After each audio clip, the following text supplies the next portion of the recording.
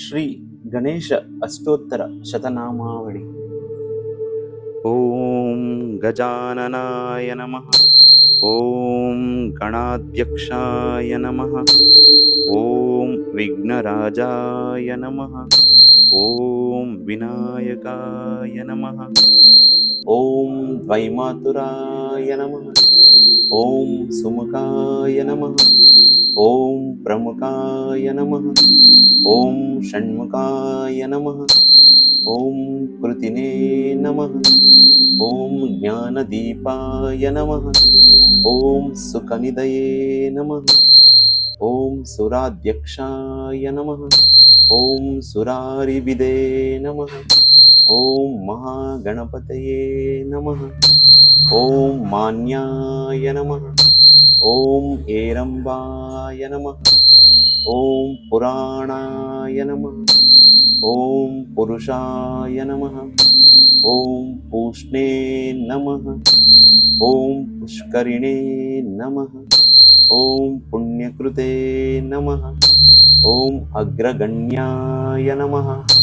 ॐ अग्रपूज्याय नमः। ॐ अग्रगामिने नमः। ॐ मन्त्रकृते नमः। ॐ चामेकरप्रभाय नमः। ॐ सर्वकर्त्रे नमः। ॐ सर्वनेत्रे नमः। ॐ सर्वसिद्धिप्रदाय नमः। ॐ सर्वसिद्धाय नमः। ॐ सर्ववन्द्याय नमः। ॐ महाकालाय नमः। ॐ महाबलाय नमः। ॐ यक्षकिन्नरसेविताय नमः। ॐ लम्बजठराय नमः। ॐ दिव्याङ्गाय नमः। ॐ महोदराय नमः। ॐ मदोत्कटाय नमः। ॐ महावीराय नमः। ॐ मन्त्रिणे नमः। ॐ मङ्गलदाय नमः। ॐ प्रथमाचार्याय नमः। ॐ प्राज्ञाय नमः। ॐ प्रमोदाय नमः। ॐ मोदकप्रियाय नमः। ॐ धृतिमते नमः। ॐ मतिमते नमः। ॐ कामिने नमः। ॐ आश्रितवत्सलाय नमः। ॐ ब्रह्मचारिणे नमः। ॐ ब्रह्मरूपिणे नमः। ॐ ब्रह्मविदे नमः। ॐ ब्रह्मवन्दिताय नमः। ॐ जिष्णवे नमः। ॐ सैष्णवे नमः। ॐ विष्णुप्रियाय नमः। ॐ जितमन्मताय नमः। ॐ ऐश्वर्यदाय नमः।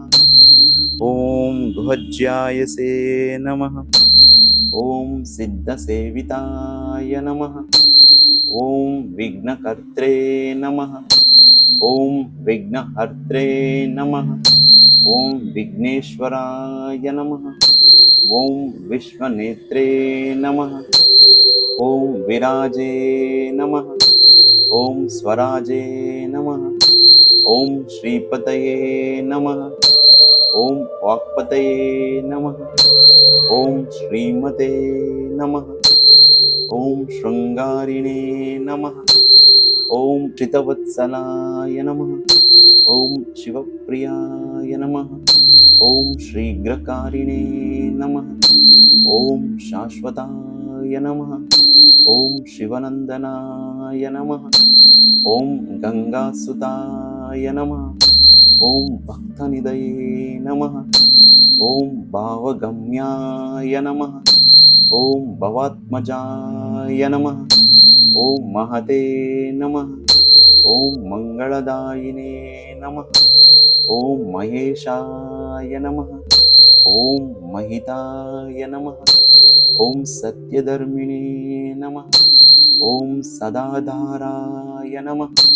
ॐ सत्याय नमः। ॐ सत्यपराक्रमाय नमः। ॐ शुभांगाय नमः। ॐ शुभ्रदन्ताय नमः। ॐ शुभदाय नमः। ॐ शुभविग्रहाय नमः। ॐ पञ्चपातकनाशिने नमः। ॐ पार्वतीप्रियनन्दनाय नमः। ॐ विश्वेशाय नमः। ॐ अभीष्टवरदायिने नमः। ॐ वीरवराग्रगाय नमः। ॐ कुमारगुरुवन्द्याय नमः।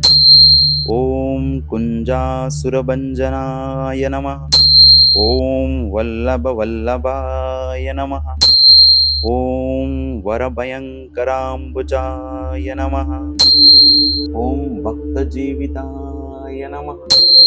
ॐ अपराजिते नमः। ॐ पञ्चहस्ताय नमः। ॐ प्रदानेशाय नमः। ॐ पुरातनाय नमः। ॐ वरसिद्धिविनायकाय नमः। ॐ विश्वरक्षकृते नमः। ॐ समस्तदेवतामूर्तये नमः। इति श्रीगणेशस्तोत्रशतनामावळि सम्पूर्णम्।